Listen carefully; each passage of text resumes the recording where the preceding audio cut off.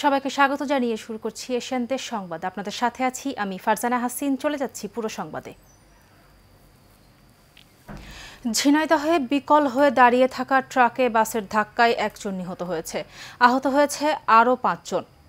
ভোরে সদর উপজেলার ৫ মাইল এলাকায় এই দুর্ঘটনা ঘটে। পুলিশ জানায়, ঝিনাইদহ মাগুরা মহাসড়কের ৫ মাইল এলাকায় একটি ধান বোঝাই ট্রাক বিকল হয়ে গেলে রাস্তায় রেখে মেরামত করেন হেলপার ও চালক। এ সময় ব্রাহ্মণবাড়িয়া থেকে আসা একটি যাত্রীবাহী বাস নিয়ন্ত্রণ হারিয়ে দাঁড়িয়ে থাকা ট্রাকটির পেছনে ধাক্কা দেয়। এতে ঘটনাস্থলে ট্রাকের হেলপার আলিমুল মারা যান।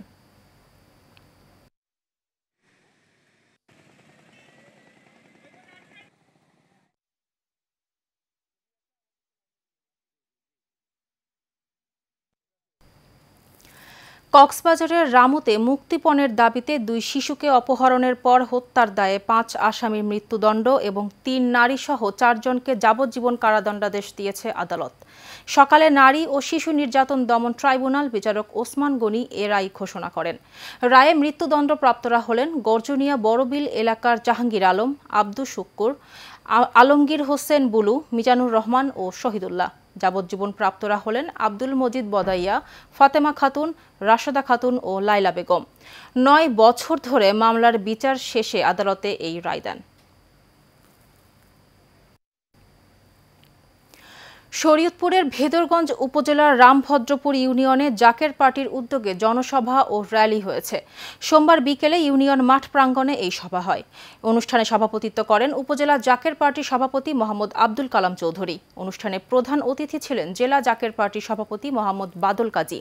সভায় বিশেষ অতিথি ছিলেন শরীয়তপুর ৩ আসনে জাকের পার্টির মনোনীত এমপি প্রার্থী মোহাম্মদ জিয়াউর রহমান, জেলা সাধারণ সম্পাদক মোহাম্মদ কামাল হোসেন, সাংগঠনিক সম্পাদক জয়নাল আবেদিন শিকদার সহ অনেকে।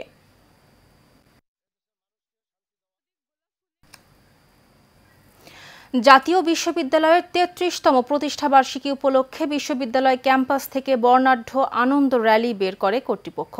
র্যালিতে শিক্ষক, কর্মকর্তা, কর্মচারী ও শিক্ষার্থীরা অংশ নেন। র্যালি শেষে বক্তব্য রাখেন বিশ্ববিদ্যালয়ের VC professor doctor ASM Amanullah.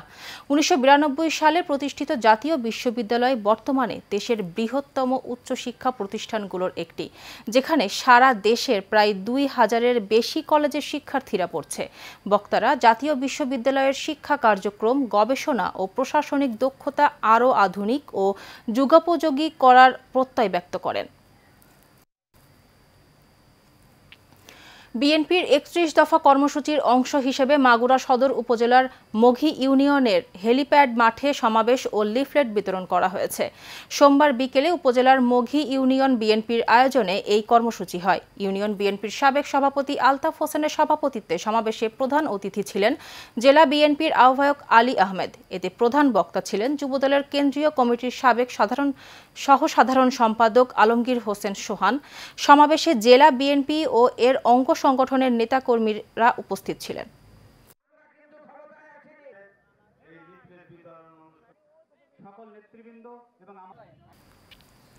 Savar পৌরসভা ও আশুলিয়া মিলিয়ে সাভার সিটি কর্পোরেশন এবং কেরানীগঞ্জকে ক শ্রেণীর পৌরসভা অথবা ঢাকা দক্ষিণ সিটি কর্পোরেশনের আওতাভুক্ত করার নীতিগত সিদ্ধান্ত নিয়েছে সরকার। প্রধান উপদেষ্টার অনুমোদনের পর এ বিষয়ে প্রজ্ঞাপন জারি করেছে মন্ত্রিপরিষদ বিভাগের মাঠ প্রশাসন সংযোগ অধিশাখা। বিষয়টি নিশ্চিত করেছেন মন্ত্রিপরিষদ বিভাগের উপসচিব মাহমুদ উল্লাহ মারুফ।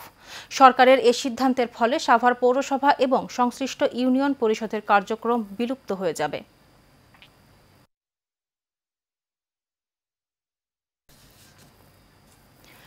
গাজীপুরের শ্রীপুর উপজেলার মাওনা ইউনিয়নের চকপাড়া গ্রামে জমি সংক্রান্ত বিরোধের জেরে চাচা ভাতিজার মধ্যে সংঘর্ষের ঘটনায় তীব্র উত্তেজনা সৃষ্টি হয়েছে। সোমবার সংবাদ সম্মেলনে তৌহিদ অভিযোগ করেন, জসিমউদ্দিন দুলদুল দীর্ঘদিন ধরে জমি নিয়ে তাদের হয়রানি করে আসছেন। ভুক্তভোগী পরিবারের দাবি, ১৭ অক্টোবর রাতে বিএনপি নেতা ও চাচা জসিমউদ্দিন দুলদুল ভাতিজা হাসনাত বাড়ি তৌহিদের উপর হামলা করেন। এরপর রাজনৈতিক প্রভাব খাটিয়ে উল্টো তৌহিদ সহ ১০-১৫ জন নিরপরাধ প্রতিবেশীর বিরুদ্ধে মিথ্যা অভিযোগ দায়ের করেন।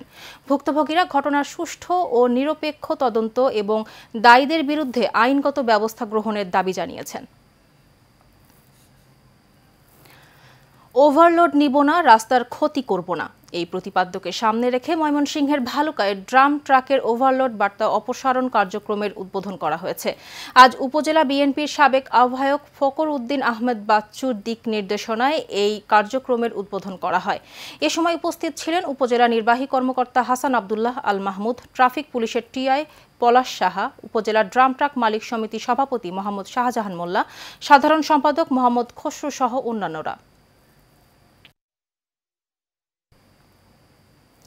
সামাজিক যোগাযোগ মাধ্যম ফেসবুকে মিথ্যা অপপ্রচারের প্রতিবাদে সংবাদ সম্মেলন করেছেন ব্যবসায়ী আইনাল হোসেন। আজ কেরানীগঞ্জের আগানগরে তিনি অভিযোগ করেন, পরিকল্পিতভাবে একটি মহল তাকে এবং তার স্ত্রীকে সামাজিকভাবে হেয় প্রতিপন্ন করতে অপপ্রচার চালাচ্ছে। অসহায় মানুষকে নিয়মিত ত্রাণ সহায়তা দেয়া নিয়েও মিথ্যাচার করছে মহলটি। এ ব্যাপারে প্রশাসনের হস্তক্ষেপ কামনা করেন এই ব্যবসায়ী।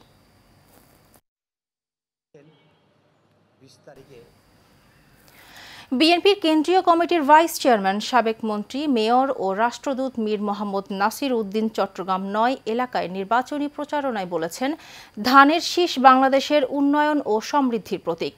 দেশের স্বাধীনতা সার্বভৌমত্ব রক্ষায় বিএনপির নেতৃত্বে জাতীয় সরকারের বিকল্প নেই বলেও মন্তব্য করেন তিনি।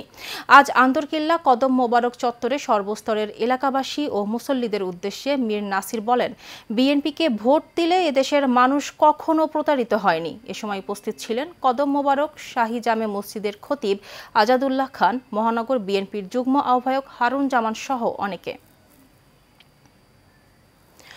নরসিংদীর আলোকবালি পশ্চিমপাড়া থেকে বাজার পর্যন্ত রাস্তাটির নির্মাণ কাজের গুণগত মান যাচাইয়ের জন্য বিএনপির কেন্দ্রীয় যুগ্ম মহাসচিব খায়রুল কবির খোকনের নির্দেশে সড়কটি পরিদর্শন করেছে বিএনপির নেতৃবৃন্দরা।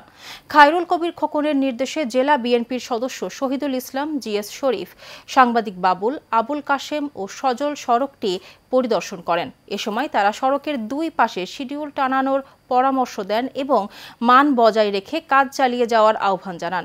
এলজিইডি উপজেলা প্রকৌশলী জানান, সব নির্মাণ সামগ্রী বুয়েট টেস্ট সহ শিডিউল মোতাবেক ব্যবহৃত হচ্ছে। Lions club of Chittagong Shatabdi, central Shapla O Leo district কাউন্সিলের যৌথ উদ্যোগে ব্রেস্ট ক্যান্সার, চাইল্ডহুড ক্যান্সার ও মেন্টাল হেলথ সম্পর্কিত সচেতনতামূলক সেমিনার অনুষ্ঠিত হয়েছে। সিএলএফ হালিমা রোকেয়া মেমোরিয়াল হলে সেমিনারের উদ্বোধন করেন চট্টগ্রামের civil surgeon doctor Jahangir Alam. এতে প্রধান অতিথি ছিলেন জেলা গভর্নর লায়ন মোসলেহ উদ্দিন আহমেদ অপু। বিশেষ অতিথি হিসেবে উপস্থিত ছিলেন সাবেক জেলা গভর্নর লায়ন কোহিনুর কামাল সহ অন্যান্যরা।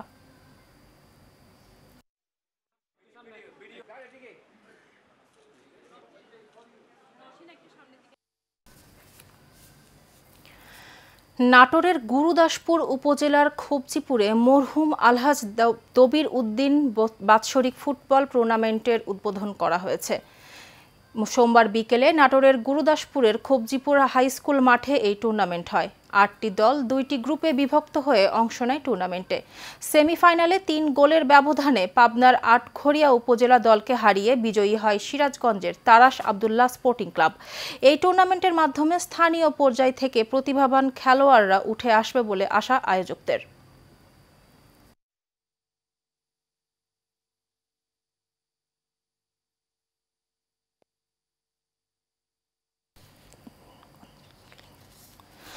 নারায়ণগঞ্জের খানপুরে কিশোরীকে ধর্ষণের অভিযোগে আবু হানিফ নামে এক যুবককে পিটিয়ে হত্যা করেছে স্থানীয় কয়েকজন যুবক। নিহতের মেজ বোনের স্বামী ইব্রাহিম জানান, খানপুরের অভিসহ কয়েকজন প্রথমে আবু হানিফের বোন ও তাকে আটকে রাখে। বিকেলে হানিফকে পেয়ে তাদের ছেড়ে দেয়। এরপর হানিফকে বেধড়ক পেটায় ওই যুবকরা। এক পর্যায়ে হানিফ জ্ঞান হারালে তাকে রাস্তায় ফেলে দেওয়া হয়। পরে তাকে উদ্ধার করে হাসপাতালে নিয়ে গেলে হাসপাতাল অধিদপ্তর তাকে মৃত ঘোষণা করে। এ বিষয়ে